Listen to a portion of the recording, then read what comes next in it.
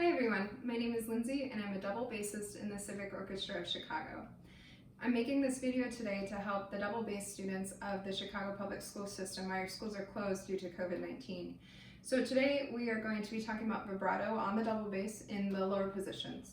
So first things first, before we actually get to vibrato, I just want to check in with our left hand and arm position. When we set up to play the bass, we want to check in and see where our elbow is at. That's kind of the most important. We want to make sure that it's not down into our sides like this, where we it makes our hand collapse into the neck. And we also want to make sure that our elbow is not so far up that it adds tension and strain to the top of our shoulder and back.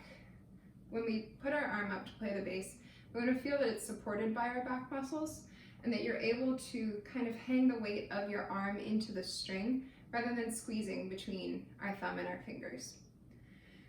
When we talk about the hand position specifically on the bass, we want to make sure that we maintain this nice C shape between our fingers and our thumb. When we have that on the neck, you can see how it allows me to access the different strings of the bass.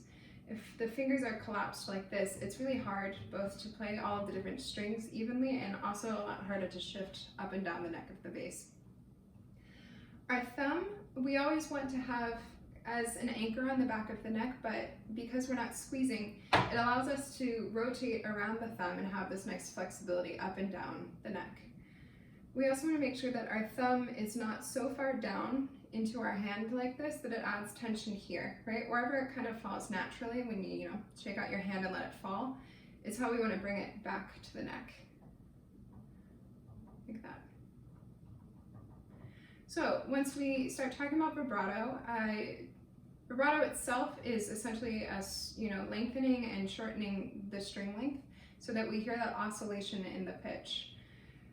We want to think about having our elbow as being kind of this stable point behind us, and then our forearm is rotating so that we're able to play on essentially both sides of the pad of the finger and bend the pitch that way.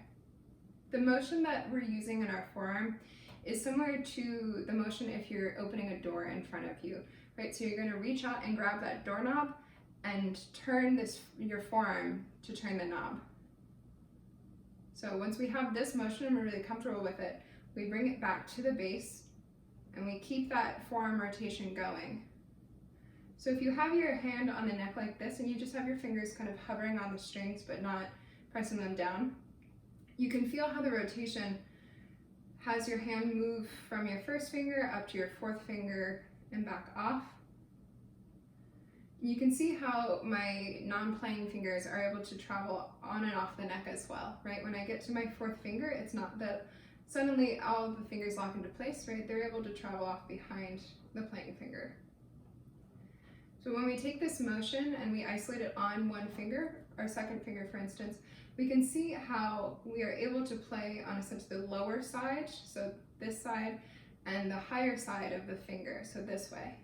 So we have low, high, low, high. And again, I'm just doing this motion without actually pressing the string down, just to feel it. So we can feel all the way back to our elbow, our forearm, and our hand and everything is really rotating in unison.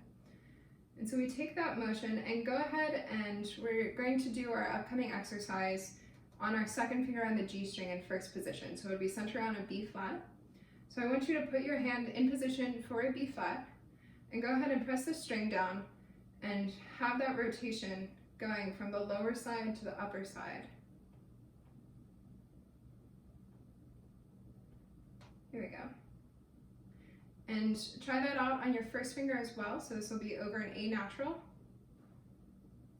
And then on your fourth finger, so this will be over a B natural.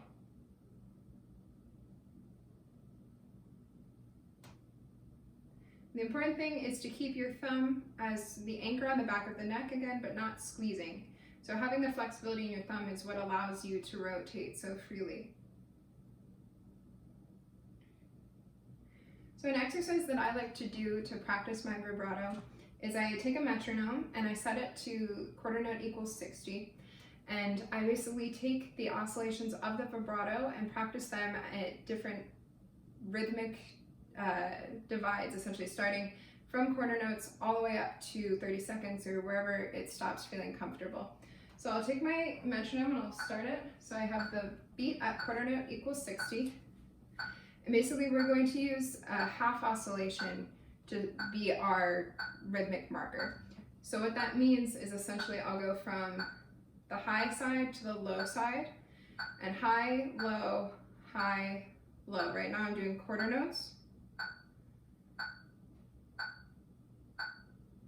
And so we want to do this exercise with the bow as well. So I'll walk you through it and then I'll show you what it looks like when you just kind of go all the way through from start to finish.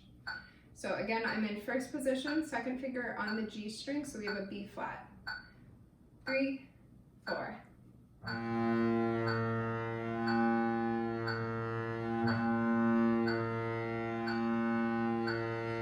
High, low, high, low, high, low, high, low. So we take from quarter notes, the next rhythmic motive we'll use is eighth notes. So 3 and 4 and.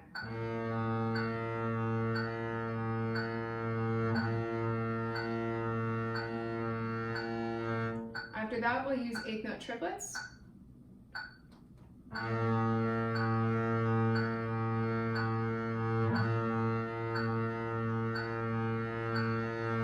After eighth note triplets, we'll move to 16th notes.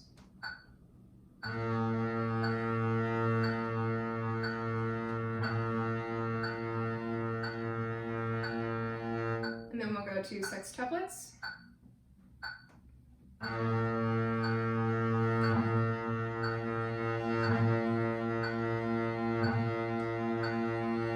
And after that, 30 seconds.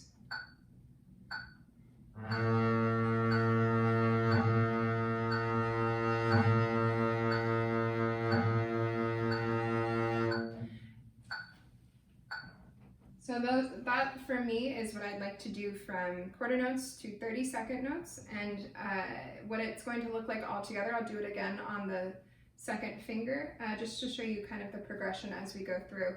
And I want you to notice how as we're going, right, the forearm is always in that rotation, and as we get to the faster speeds, you're able to notice as well that this under part of your arm can shake freely, right? That's a good way to check that the motion that you're doing is correct, is if, especially once you get to the 30 seconds, you can feel it kind of shaking under your arm a little bit. If everything's tense and tight, it's not going to be able to shake back and forth. So just keep that in mind as a way to check in with yourself. So all the way from quarter notes to 30-second notes. We're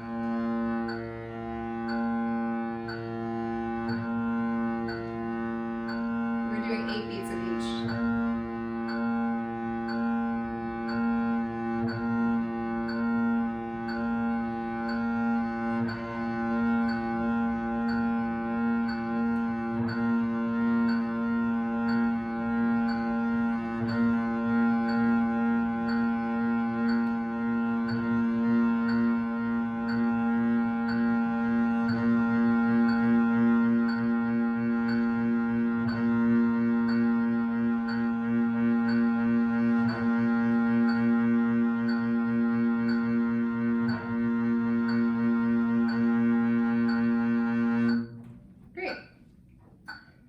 So that exercise is really nice just to feel the different rotational speeds that you can use vibrato at. And it's really helpful to do that exercise on all of your playing fingers in the lower position. So we have first finger, second finger, and fourth finger. So to start doing that in first position, it's easiest to just start on the G string and work your way across, and then work your way across in different positions that you're comfortable playing in. So again, this is how I like to approach vibrato in the lower positions on bass. There are a couple of different things that we add in once we get into thumb position, but just to start kind of in the lower positions, remembering that our elbow is where we have stability, but not locked, right? We still need it to be able to allow our forearm to rotate freely. And that we're really thinking about rotating this forearm together with our hand, just around the pad of our finger. And I hope this is helpful.